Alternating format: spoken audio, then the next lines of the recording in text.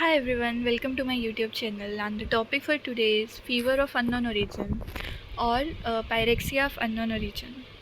So, what is it exactly? So, as the name suggests, it is a fever without a cause. So, हमने बहुत सारी investigation कर ली, बहुत time हो गया, लेकिन फीवर है.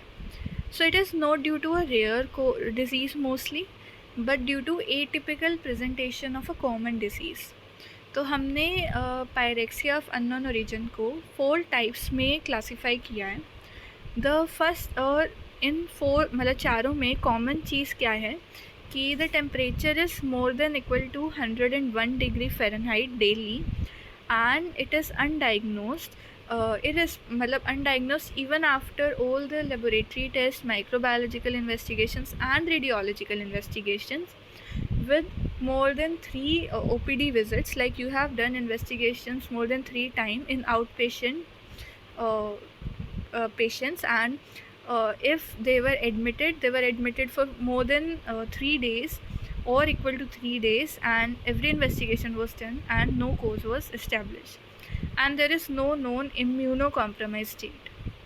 So now, what is the classical PUO is when fever is there for more than equal to 3 weeks and all the other criteria.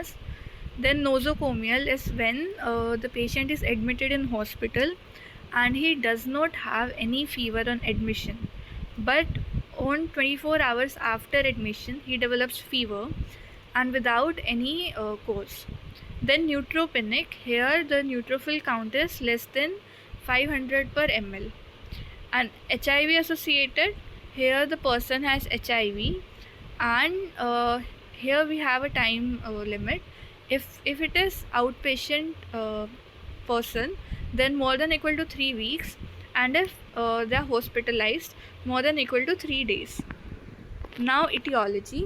So etiology we divide into 7 categories.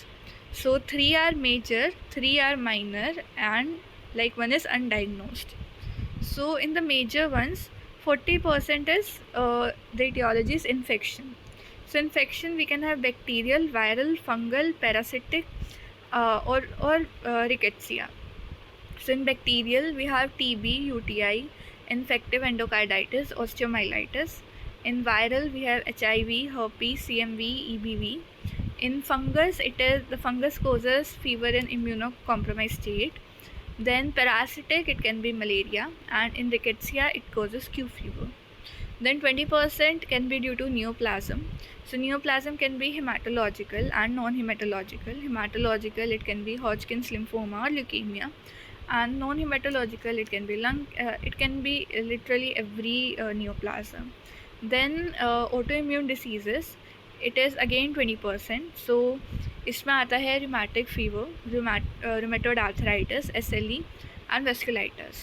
Then we have psychogenic. So psychogenic में we have afebrile. Afebrile means कि weakness लगती है लेकिन temperature is in normal range. Then habitual. So habitual is कि there is no weakness, there are no signs, but the temperature is high for months or years. And then there is exaggerated circadian rhythm. So normally our body temperature increases in evening. So in such person the temperature increases much more in evening. But these are all normal. Then hysterical, the patient thinks they have fever but they do not have fever. Then malignant fever, it is a high grade fever after general anesthetics. Then we have neuroepileptic malignant syndrome. So it is seen after taking anti-epileptic drugs. Then we have periodic fever. The example is familial Mediterranean fever. Then we have miscellaneous. So in miscellaneous we have drugs. Then DVT, thyroid, cerebrovascular accident, inflammatory bowel disease, and alcoholic hepatitis. Then undiagnosed. So some cases remain undiagnosed. Now history taking. So history taking is very important in case of pyrexia of unknown origin. So what do we ask? So first of all, onset.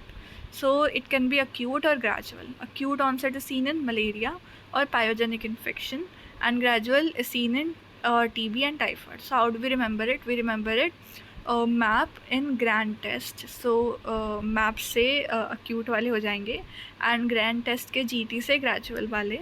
Then character. So character में it can be high grade or low grade. So low grade is seen in tuberculosis, high grade is seen in malaria and UTI. Then pattern can be sustained or intermittent. In sustained, it's mostly seen in typhoid. Intermittent, there are various patterns. Intermittent means कि कभी बुखार आता है कभी नहीं आता है. So one is daily rise in temperature. It's seen in malaria, TB, sarcoidosis. Then it is twice daily rise in temperature.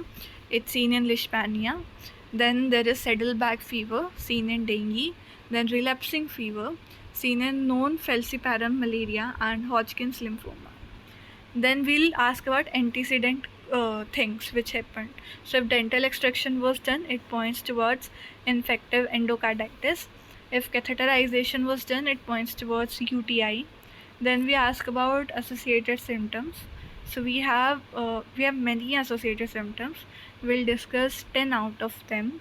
So like chills and rigors, it suggests malaria and influenza and leukemia. Then night sweats in TB and Hodgkin lymphoma, loss of weight in TB and any malignancy, cough in TB and CMV, headache in typhoid, dengue and meningitis, joint pain and rheumatoid arthritis, abdominal pain and Crohn's disease, bone pain and osteomyelitis, dysuria and UTI, and sore throat and streptococcal infection. Then we'll ask about past medical history and past surgical history. So it can be any post-surgical fever. Then drug history. So there are certain drug-induced fevers.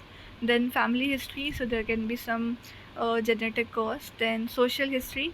May we have travel, residence, occupation, then diet, IV drug users, and sexual history. So this is about history, and then we'll do all the investigation, all the laboratory investigations. We'll do biochemical, radiological, microbiological, and then if we find a cause, we'll treat the cause. Otherwise, we give empirical, broad spectrum antibiotics. Then we can also give a trial of aspirin and steroid. We can give empirical anti-tubercular treatment. Then for malignancy, we can give neprocin challenge. So that is all about pyrexia of unknown origin.